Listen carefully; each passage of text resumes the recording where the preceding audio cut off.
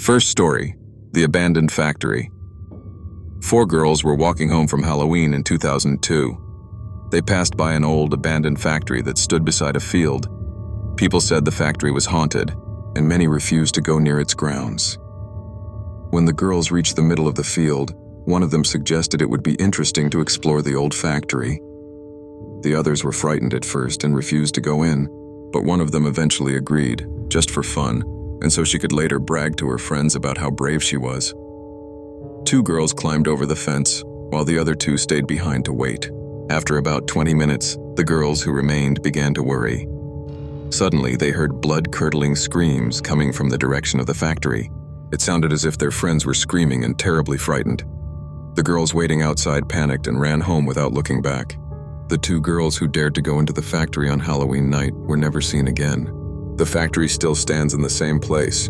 If you decide to enter its grounds on Halloween night, you too will disappear, and no one will ever see you again. Second story, the bus driver. On a dark Halloween night in 2003, a bus driver was driving down a deserted street when he saw a beautiful young woman on the roadside. He stopped at the bus stop and she boarded. The woman sat at the back of the bus, staring straight ahead. When the driver checked the rearview mirror, he noticed she was looking directly at him without blinking. But when he looked back, he saw the woman sitting with her back to him. The driver was terrified. He could not understand what was happening. At the final stop, he opened the bus doors, but the woman did not get off. She continued to sit motionless with her back to him. The driver went to her and saw that she had covered her face with her hands. He tried to speak to her, but she did not answer. He took her hands and tried to see her face. The woman resisted, but then finally spoke. "You won't like what you see," she said, and lowered her hands. Her face was horribly disfigured. Parts of her skin were missing, and in places the bone showed through. They say the bus driver was found the next morning unconscious beside the bus. He lay in a coma for 2 weeks, and when he awoke, he remained paralyzed. He was placed in a psychiatric hospital, and he told this story to the doctors in his ward. Third story, the Garland Cemetery. It was Halloween night in 2004 when an older brother and his friends picked up a little boy from school. They began to persuade the boy to go to the cemetery with a bundle of garlands and lay them on every grave. The boy didn't want to be called a coward, so he agreed to their coaxing. It was a moonless night and the cemetery was pitch dark. The rusty gates creaked open and the boy stepped inside cautiously. He looked at his watch. It was midnight, the witching hour. Clutching the garlands tighter, he walked to the center of the cemetery. He trembled with fear but forced himself to calm down. He was afraid that if he returned without completing the task, the older boys would laugh at him. Moving slowly among the graves, he felt as if someone, or something, was watching him. Finally, he managed to lay out all the garlands. "Well, that's it," he whispered quietly. Suddenly, he felt a cold hand on his shoulder and a terrifying voice hissed, "You forgot my grave."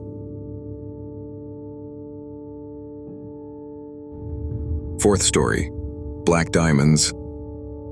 On Halloween night in 2005, a 16-year-old girl named Maya and her friends Irene, Kate, and Leslie were driving to a party out of town.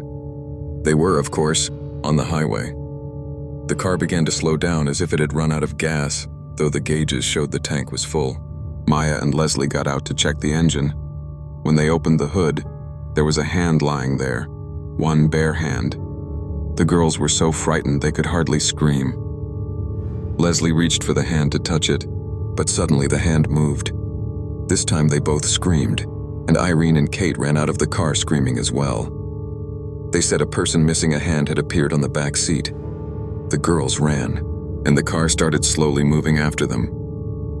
Maya called her parents on her cell phone, and Irene dialed 911. When police and the girls' parents arrived, all 4 girls were soaked in blood. It was not their blood. Police found a black gemstone in the driver's seat. The seat was stained with blood. The girls had driven to a party at an abandoned lot. The lot was covered with blood and black gemstones. Fifth story, the failed prank. On Halloween in 2009, 2 boys decided to prank people in their neighborhood. Near the cemetery, there was a small path. They climbed the trees that grew opposite each other across the road and planned to string a line between them so that when someone walked by, they could pull the line and knock the passerby's hat off. When their first victim approached, they pulled the line and knocked the hat off. The passerby fled in panic. The boys were very pleased that their prank had worked and decided to try again. They saw a shadow approaching and hid. When the shadow reached them, they pulled the line with all their strength. Then they heard something fall and saw a horrifying sight on the ground.